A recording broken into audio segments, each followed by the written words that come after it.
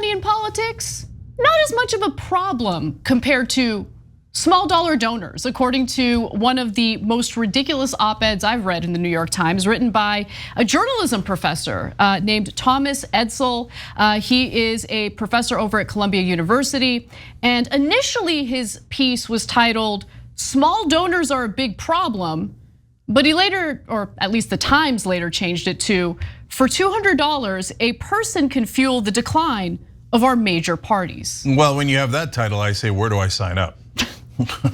Now, this is just a fascinating framing of what we admit is a huge problem in our political system, something we talk about on the show quite often, the corruption and legalized bribery that is now baked into our political system. But usually that conversation revolves around, corporate PACs and the wealthiest individuals in this country gaming the political system through their massive campaign contributions. But that's not what this piece is about. This piece is about ordinary people like you and me, who give small dollar donations to the candidates that we like.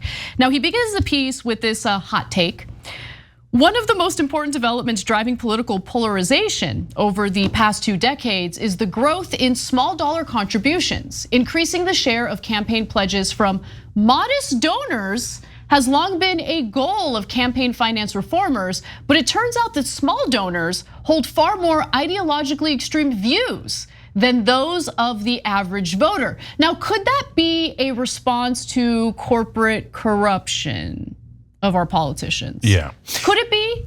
I don't know. I mean, it's not something that was mentioned here. So I have a lot of bones to pick with this article, as you'll see, but right there, that's already the #1 false assumption. The Washington is the middle of the country, and those politicians that are in the Democratic and Republican Party are moderates. And the two sides, the right wing and the left wing that are grassroots, are extremists. Okay, do you have the polling to back that up? No, you don't. Now, if you say, hey, the right wing has a position of using fake electors, and that's wonderful for democracy, and that polls at 24%, I say, okay, you're right, that's an extremist position, right?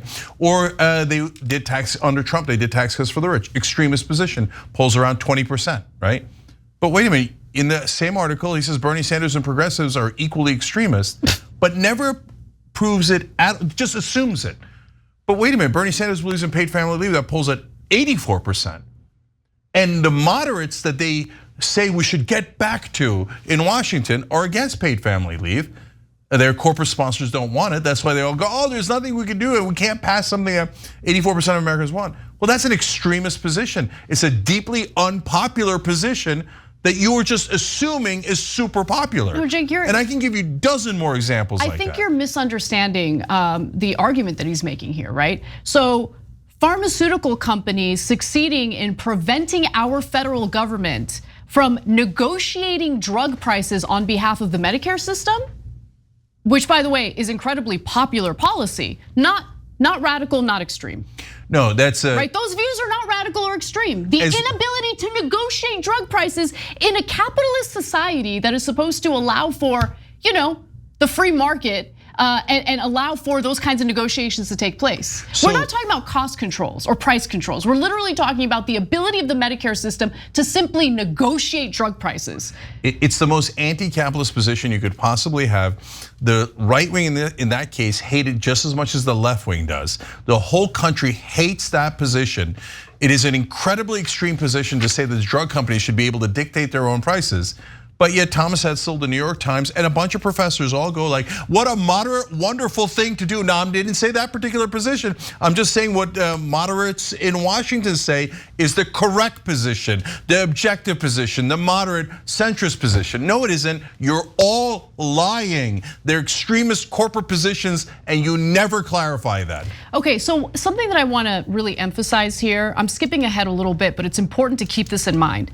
Look, the crux of his argument is if you look at where the small dollar donations are going, they're going to very specific politicians, and he lists them. So you mentioned Bernie Sanders, but he also mentions Marjorie Greene, AOC, Matt Gaetz, and Jim Jordan, okay? So notice that those are anti-establishment politicians. So could it be that the small dollar donors are reacting to the legalized bribery by corporate America, looking for politicians who are anti-establishment and who reject that corporate money. I mean, look, in the case of Marjorie Greene, I don't know if she rejects corporate money, but I know that AOC is on the record as rejecting it, Bernie Sanders is, even Matt Gaetz is.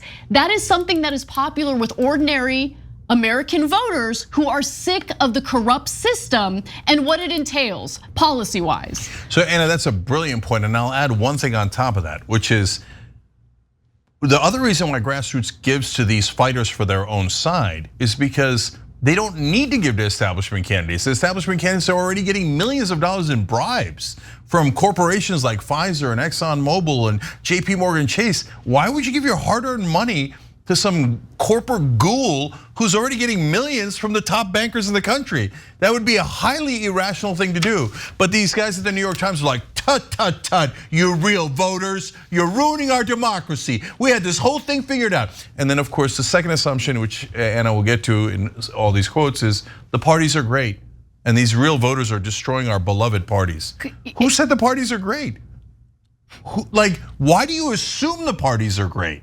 They have a moderating influence. No, they don't. The parties have driven us to absolutely radical corporate positions, as we've proven over and over again. Totally. But in your mind, well, isn't it great that we can't negotiate trade? Isn't it great that we don't have a higher minimum wage? Well, 2/3 of the country wants it. Why is that great? The rise of these populist candidates who are propped up by small dollar donors, again, it's a reaction to corporate America taking over both political parties. 100%. That's why someone like Marjorie Greene, even with all the idiotic things she says, is able to garner the kind of support she does from small dollar donors, right? Again, it's important to keep in mind that this is a reaction to a system that has increasingly become more and more corrupt as a result of unlimited corporate money flowing into the coffers of these establishment politicians. Okay, the rise of populism didn't come out of nowhere. It came out of economic distress that is felt by the majority of ordinary American workers. Okay, so let me give you some more details on what he argues. So first, he cites a 2022 paper called Small Campaign Donors that was written by 4 economists to lay out the recent increase in small dollar political donations.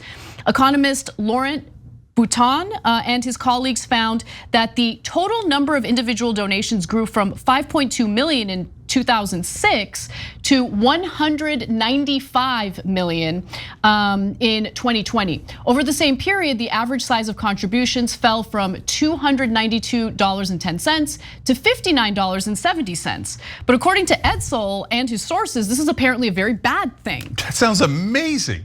That means there's 195 people now actively engaging in American democracy.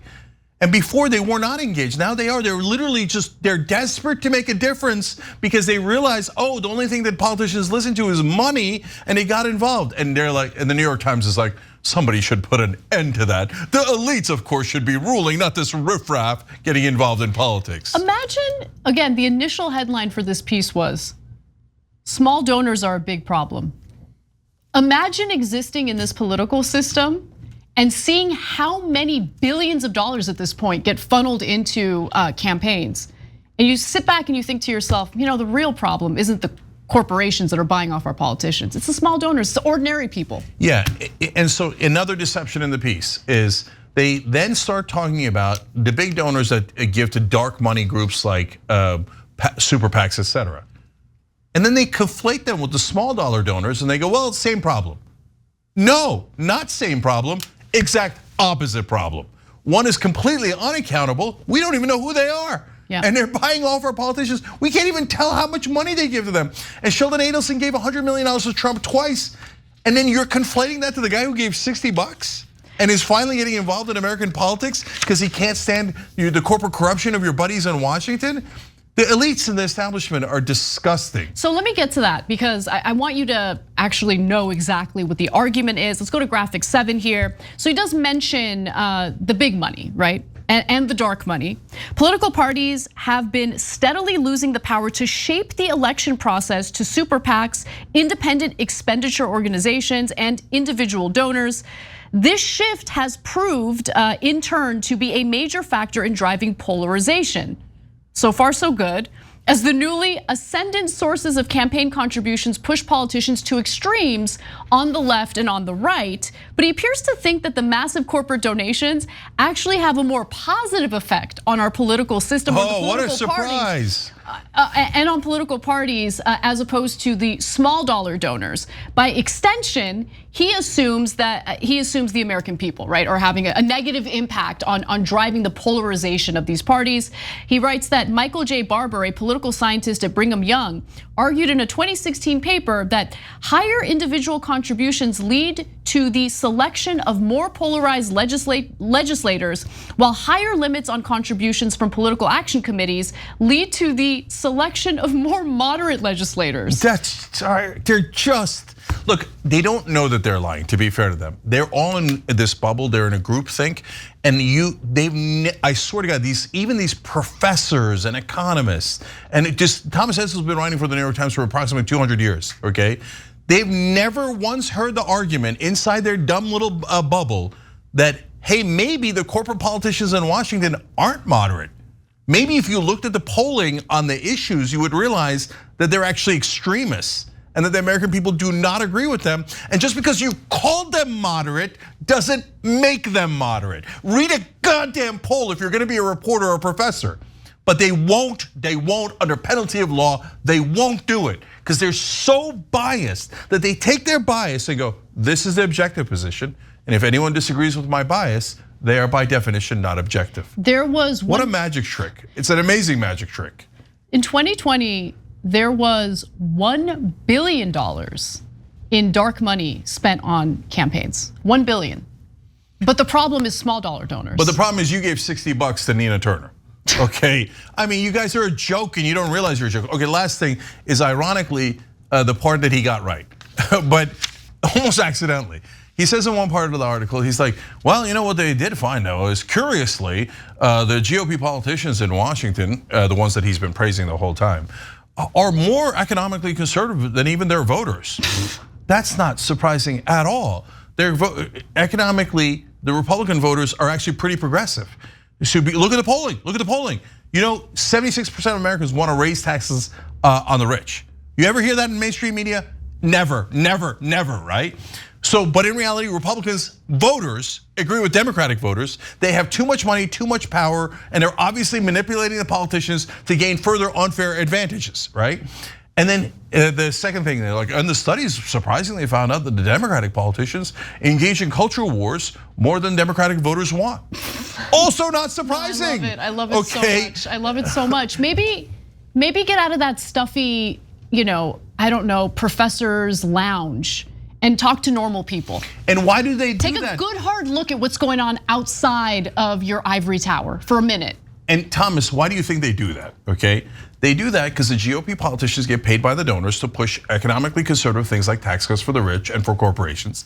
And Democratic politicians who get the same exact donations, usually from the same corporations, then go, oh, we will not fight you on the tax cuts for the rich. We will fight you on culture wars that are irrelevant and are never going to get passed. Oh, golly gee, did we lose again? And that's how that game is played. But how would you know that? You write for the New York Times. Thanks for watching the Young Turks, really appreciate it. Another way to show support is through YouTube memberships. You'll get to interact with us more. There's live chat emojis, badges. You've got emojis of me, Anna, John, JR. So those are super fun. But you also get playback of our exclusive member-only shows and specials right after they air. So all of that, all you gotta do is click that join button right underneath the video. Thank you.